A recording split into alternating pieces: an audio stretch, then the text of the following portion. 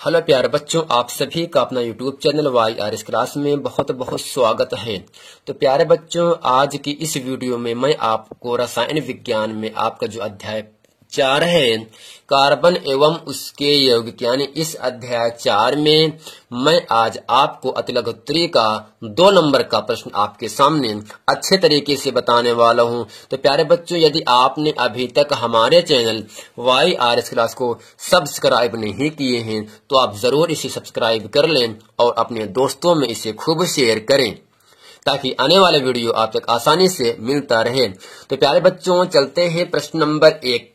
प्रश्न नंबर 1 आपसे कह रहा है, हाइड्रोकार्बन किसे कहते हैं, ये कितने प्रकार के होते हैं। प्रश्न आपसे कह रहा है, हाइड्रोकार्बन किसे कहते हैं, ये कितने प्रकार के होते हैं। तो इसका उत्तर आपके सामने है। सबसे पहले जब इसका उत्तर लिखेंगे तो हम काली पेन से हेडिंग करके लिखेंगे हाइड्रोकार्बन। जब हेडिंग को काली पेन से लिख देंगे तब आपको नीली पेन से लिखना है, जिस प्रकार से हम लिखे हैं। हाइड्रोकार्बन, इसके आगे लिखेंगे वे हाइड्रोकार्बन यौगिक जिनका निर्माण हाइड्रोजन और कार्बन के मिलने से होता है, उसे हाइड्रोकार्बन कहते हैं। यानी वे हाइड्रोकार्बन यौगिक जिनका निर्माण हाइड्रोजन और कार्बन के मिलने से होता है, उसे क्या कहते हैं, हाइड्रोकार्बन कहते हैं। यानी हाइड्रोजन और कार्बन के संयोग से बनने वाले यौगिक को हम हाइड्रोकार्बन यौगिक कहते हैं। ये मुख्यतः 2 प्रकार के होते हैं। यानी जो हाइड्रोकार्बन है ये कितने प्रकार का होता है, 2 प्रकार का होता है। तो यहां से आप भी लिखना ऐसे, ये मुख्यतः 2 प्रकार के होते हैं। नंबर 1 संतृप्त हाइड्रोकार्बन यौगिक, नंबर 2 असंतृप्त हाइड्रोकार्बन यौगिक। तो यहां से इतना ही कह रहा है, हाइड्रोकार्बन किसे कहते हैं, वे हाइड्रोकार्बन यौगिक जिनका निर्माण हाइड्रोजन और कार्बन के संयोग से होता है, उसे क्या कहते हैं, हाइड्रोकार्बन यौगिक कहते हैं। यानी जो हाइड्रोकार्बन है ये आपका 2 प्रकार का होता है, संतृप्त हाइड्रोकार्बन यौगिक और दूसरा आपका है असंतृप्त हाइड्रोकार्बन यौगिक। प्यारे बच्चों, उम्मीद करते हैं प्रश्न नंबर 1 आप समझ गए होंगे। चलते हैं प्रश्न नंबर 2 की तरफ। 2 आपसे कह रहा है प्रश्न, संतृप्त हाइड्रोकार्बन यौगिक और असंतृप्त हाइड्रोकार्बन यौगिक किसे कहते हैं, उदाहरण भी दीजिए। तो सबसे पहले काले पेन से हेडिंग करके लिखेंगे संतृप्त हाइड्रोकार्बन यौगिक। इसमें लिखेंगे वे हाइड्रोकार्बन यौगिक जिनमें कार्बन के चारों संयोजकताएं एकल बंध द्वारा जुड़ी होती हैं, उसे संतृप्त हाइड्रोकार्बन यौगिक कहते हैं। जैसे methane CH4, ethane CTH6, propane C3H8, यानी संतृप्त हाइड्रोकार्बन यौगिक। मैंने आपको इसके पहले के वीडियो में आपको अच्छे तरीके से समझा दिया था। Alkene, alkene, alkyne.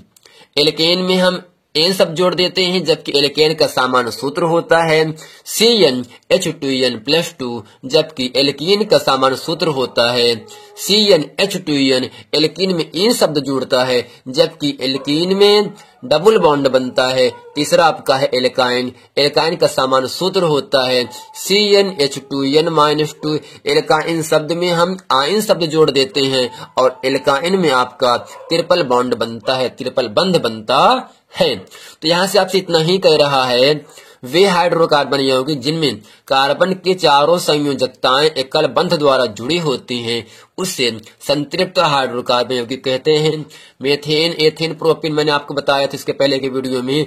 जितने भी एल्केन वाले हाइड्रोकार्बन यौगिक हैं सब क्या होते हैं, संतृप्त हाइड्रोकार्बन यौगिक हैं। जबकि एल्कीन और एल्काइन के जितने भी हाइड्रोकार्बन यौगिक हैं सब आपके असंतृप्त हाइड्रोकार्बन यौगिक हैं। तो यहां से इसके बाद हेडिंग करके लिखेंगे हम असंतृप्त हाइड्रोकार्बन यौगिक। इसमें लिखेंगे वे हाइड्रोकार्बन यौगिक जिनमें कार्बन कार्बन, बीच में क्या रहेगा, डैश। ठीक, जब 2 शब्द दो बार हो बीच में क्या कर देते हैं, डैश। कार्बन कार्बन के बीच द्विक बंध या त्रिक बंध उपस्थित होता है, उसे असंतृप्त हाइड्रोकार्बन यौगिक कहते हैं। जैसे methene, ethene, propene, butene, pentene, hexene, heptene, ऐसे ही आदि। यानी यहां से आपको क्या समझ में आ गया अभी, असंतृप्त हाइड्रोकार्बन यौगिक यानी वे हाइड्रोकार्बन यौगिक जिनमें कार्बन कार्बन के बीच, किसके बीच, कार्बन और कार्बन के बीच यदि द्विबंध या त्रिकबंध 3 बंध बन रहा है, त्रिबंध उपस्थित है, तब हम उस यौगिक को कहते हैं असंतृप्त हाइड्रोकार्बन यौगिक कहते हैं। प्यारे बच्चों, उम्मीद करते हैं प्रश्न नंबर 2 आपको अच्छे तरीके से समझ में आ गया होगा। आपको लेके चलते हैं प्रश्न नंबर 3 में। ये भी एग्जाम में कई बार आपसे प्रश्न पूछा है, तो उम्मीद करते हैं जो एग्जाम होने वाला है वो ये प्रश्न आपको एग्जाम में मिल सकता है। ये 80% इस बार उम्मीद आने की है। तो प्रश्न नंबर 3 है, एथिल एल्कोहल के 2 प्रमुख उपयोग लिखिए। यानी जो एथिल एल्कोहल है उसका हमें 2 प्रमुख उपयोग बताना है। तो आपको ये समझ लेना चाहिए एथिल एल्कोहल का अणुसूत्र कितना होता है। एथिल एल्कोहल का सूत्र होता है C2H5OH। यानी एथिल एल्कोहल C2H5OH में कौन सा क्रियात्मक समूह लगा है।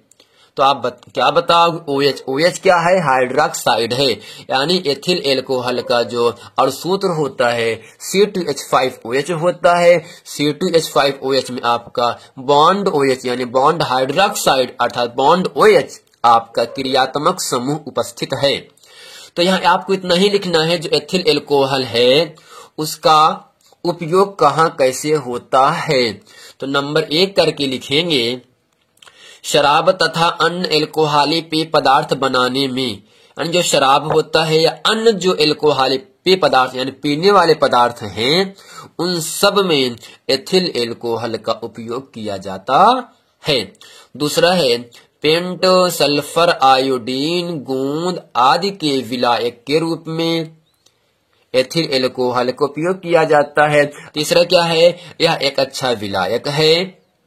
एथिल एल्कोहल क्या है? एक अच्छा विलायक है। या पेंट सल्फर आयोडीन गोंद आदि को अच्छी तरह से मिला देता है। ठीक, शराब अन्य एल्कोहली पदार्थ में हम एथिल एल्कोहल का उपयोग करते हैं। प्यारे बच्चों, उम्मीद करते हैं प्रश्न नंबर 3 आप अच्छे तरीके से समझ गए होंगे। अगर एग्जाम में आएगा तो आप जैसे मैं लिखा हूं वैसे अगर आप लिख देंगे तो आपको 2 नंबर की प्राप्ति होगी। तो प्यारे बच्चों, चलते हैं प्रश्न नंबर 4 की तरफ। प्रश्न नंबर 4 एग्जाम की दृष्टि से बहुत ही महत्वपूर्ण प्रश्न है। साबुन और साबुनीकरण के बारे में हर साल प्रश्न ये आपसे पूछा जाता है। उम्मीद करते हैं ये प्रश्न जो एग्जाम होने वाला है 2-3 महीने के बाद, उसमें ये प्रश्न आपसे पूछा भी जाए। तो प्रश्न नंबर 4 है, साबुन क्या है? किसी एक साबुन का रासायनिक सूत्र व नाम लिखिए। तो आपको साबुन की परिभाषा लिखना है और एक साबुन का नाम लिखना है और उस साबुन का रासायनिक सूत्र भी आपको लिखना है। तो इसका उत्तर आपके सामने है, साबुन उच्चवसीय अम्लों की क्षारी। साबुन उच्चवसीय अम्लों के क्षारी सोडियम या पोटेशियम, इसको ब्रैकेट के अंदर लिख देंगे, इसके बाहर लिखेंगे, लवण युक्त होते हैं। एक प्रमुख साबुन सोडियम स्टीरेट। यानी एक साबुन का नाम क्या है? यहां से कह रहा है ना, क्या है? सोडियम स्टीरेट है। सोडियम स्टीरेट का रासायनिक सूत्र क्या है? C17H35COONA। Na क्या है? सोडियम है। O oxygen, C carbon, H hydrogen और C क्या है? कार्बन है। यानी साबुन उच्चवसीय अम्लों के क्षारी सोडियम या पोटेशियम लवण युक्त यौगिक होते हैं। ये एक प्रमुख साबुन का नाम क्या है? सोडियम स्टीरेट है। इसका सूत्र होता है C17H35COONA। तो प्यारे बच्चों, उम्मीद करते हैं ये वीडियो आपको समझ में आया होगा। अगर वीडियो समझ में आया है तो वीडियो को लाइक करें और हमारे चैनल YRS क्लास को सब्सक्राइब भी करें और अपने दोस्तों में खूब शेयर करें। यदि आपने इसके पहले का वीडियो नहीं देखे हैं तो आपसे निवेदन है कि आप उस वीडियो को देख लें, ताकि वो सभी प्रश्न वीडियो जो बनाए गए हैं वो एग्जाम के में अगर प्रश्न आए तो आप अच्छे से अच्छे तरीके से कर लो। ठीक, तो प्यारे बच्चों, उम्मीद करते हैं ये प्रश्न आपको समझ में आ गया होगा। अगर समझ में आया है तो वीडियो को लाइक करें, कमेंट करें और सब्सक्राइब करें। मिलते हैं अगली वीडियो में, तब तक के लिए थैंक यू।